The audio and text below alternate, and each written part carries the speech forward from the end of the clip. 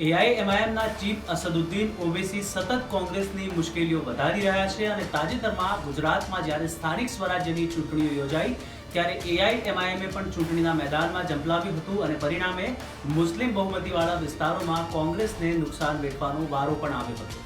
ત્યારે ફરી એક વખત હવે ગુજરાતમાં જ્યારે વિધાનસભાની ચૂંટણી આવી રહી છે ત્યારે અસદુદ્દીન ઓવૈસીની નજર ગુજરાત વિધાનસભાની ચૂંટણી પર પણ છે અને ખાસ કરીને મુસ્લિમ બહુમતી ધરાવતા વિસ્તારો પર અસદુદ્દીન ઓવૈસીએ પોતાનું ધ્યાન કેન્દ્રિત કર્યું છે અને જેના ભાગરૂપે બનાસકાંઠા જિલ્લાના વડગામ ખાતે અસદુદ્દીન ઓવૈસીએ ગઈકાલે એક સભાને સંબોધિત કરી હતી, જ્યાં આગળ મુસ્લિમ સમુદાયના લોકો બહોળી સંખ્યામાં ઉપસ્થિત રહ્યા હતા। કેન્દ્ર સરકાર પર અસદુદ્દીન ઓવૈસીએ પ્રહાર કર્યા હતા અને વધુમાં કોંગ્રેસ પાર્ટી પર પણ અસદુદ્દીન ઓવૈસી વરસી પડ્યા હતા અને કહ્યું હતું કે કોંગ્રેસ વારંવાર આક્ષેપ લગાવે છે કે અસદુદ્દીન ઓવૈસીની પાર્ટીના લડવાથી ભાજપને ફાયદો થશે, પરંતુ કોંગ્રેસ ગુજરાતમાં વર્ષોથી સત્તા નથી મેળવી શકી અને ખાસ કરીને આ તમામ બાબતોને લઈને અસદુદ્દીન ઓવૈસીએ કોંગ્રેસ પાર્ટી પર આકરા પ્રહારો કર્યા છે।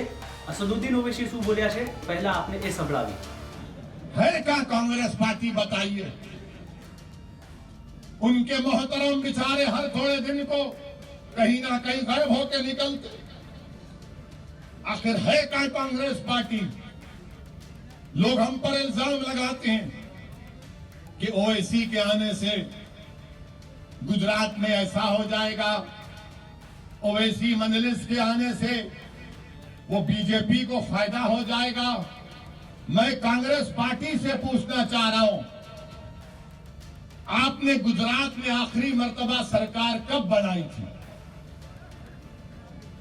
बताओ कांग्रेसियों, तुमने गुजरात में आखिरी मर्तबा अपनी सरकार कब बनाई थी?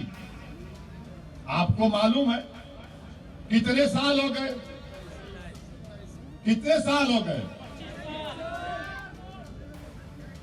बच्चे तो नहीं देखे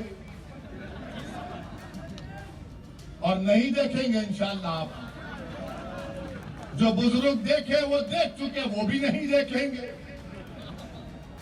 इतने सालों से ओवैसी नहीं आया, इतने सालों से साबिर नहीं आया, इतने सालों से मजलिस नहीं आई। आप कैसे हार गए? कैसे हार गए? क्या मेरे अजिन्नात आकर आपको बोले कि बीजेपी को वोट डालो? कैसे हार गए राहुल गांधी बताओ? फिर आप केरल को जाते हैं, केरला को, वहां पर जीतते। क्यों जीते? क्योंकि 35% मुसलमान है। अमेठी में हार गए, मैं नहीं था, मजलिस नहीं थी, मगर बोलेंगे नहीं नहीं ओवैसी वहां से गुजरा था, मैं तो गया भी नहीं। आपके 12-13 एमएलए गुजरात से चले गए। क्या ये बात सच नहीं है कि वडगाम के कांग्रेस के जो साबिका एमएलए थे मनी भाई चले गए, टाटा कर गए? क्या आपके खाने की दुकान पर मनी भाई खाकर गए थे क्या कि भाई यहां पर अच्छा खाना मिलता है, मैं खा के जाऊंगा? मनी भाई चले गए। अच्छा, फिर एक और इनका एमएलए गया जिसका नाम है अश्विन कोटवाल। उसने पेपर में बयान दिया, मैं पढ़ा, जिसमें अश्विन कोतवाल ने कहा कि मैं कांग्रेस से जीतता जरूर था, मगर मैं अश्विन बोल रहा है कि मेरे दिल में नरेंद्र मोदी की मोहब्बत थी। क्या मोहब्बत है कांग्रेसियों की? जबान पे मुसलमान और दिल में मोदी की मोहब्बत है।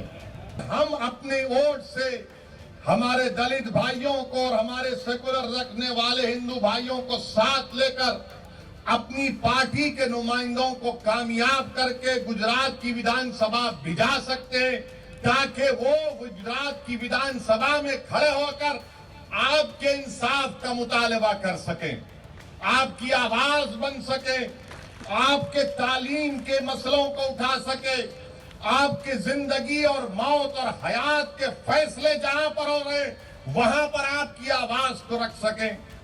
इसीलिए मैं आपसे अर्ज कर रहा हूं कि सियासी ताकत को पैदा करिए, सियासी नुमाइंदों को कामयाब करिए, तनकीद करने वाले तनकीद करते रहेंगे, मगर मैं दलाइल के साथ अपनी बात को हमेशा रखता आया हूं और आज भी रखने की कोशिश करूंगा। बाहर भी मुसलमान बनकर रहेंगे, हालात कुछ भी होंगे, मगर हम डर कर मायूस हरगिज नहीं होंगे।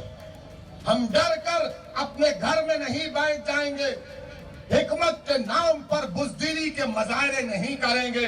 मैं आपसे ये नहीं कह रहा हूं कि तशद्दुद पर आ जाओ, मैं आपसे ये कह रहा हूं कि अपने हौसलों को बुलंद रखो। मैं आपसे ये नहीं कह रहा हूं कि तशद्दुद करो, मैं आपसे कह रहा हूं कि सब्र का दामन मत छोड़ो, मगर जब मुकाबला होगा तो हिम्मत और हौसले को बुलंद रखो। और मुकाबला जमहूरियत के दायरे में रहकर होगा, मुकाबला जमहूरियत के दायरे में रहकर होगा। हम पीठ नहीं दिखाएंगे, सीना तान कर अपने हक के लिए लड़ेंगे।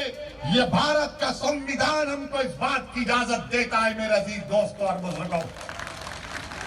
આમ ગુજરાતમાં વિધાનસભાની ચૂંટણી લડવા માટે અસદુદ્દીન ઓવૈસીએ હુંકાર ભર્યો છે અને ખાસ કરીને મુસ્લિમ બહુમતીવાળી સીટો પર ઓવૈસીની નજર છે અને ખાસ કરીને ઓવૈસીએ વડગામ પહોંચ્યા છે અને વડગામ એ સીટ છે જ્યાંથી જિગ્નેશ મેવાણી ધારાસભ્ય છે અને જે રીતે અસદુદ્દીન ઓવૈસીએ પોતાનું ધ્યાન કેન્દ્રિત વડગામ સીટ પર કર્યું છે, જેને લઈને આગામી દિવસોમાં જિગ્નેશ મેવાણીની મુશ્કેલીઓમાં 100% વધારો થઈ શકે છે, કારણ કે વડગામ બેઠક પર મુસ્લિમ મતદાતાઓની સંખ્યા પણ ખૂબ જ છે અને જે રીતે ઓવૈસીએ ગઈકાલે સભાને સંબોધિત કરી છે અને એઆઈએમઆઈએમે પોતાનું ધ્યાન કેન્દ્રિત કર્યું છે, તે જોતા ચોક્કસપણે કહી શકાય કે આગામી સમયમાં આ સીટ પરથી જિગ્નેશ મેવાણીને ફરી ચૂંટાઈ આવવું ખૂબ જ મુશ્કેલી ભર્યું રહેશે।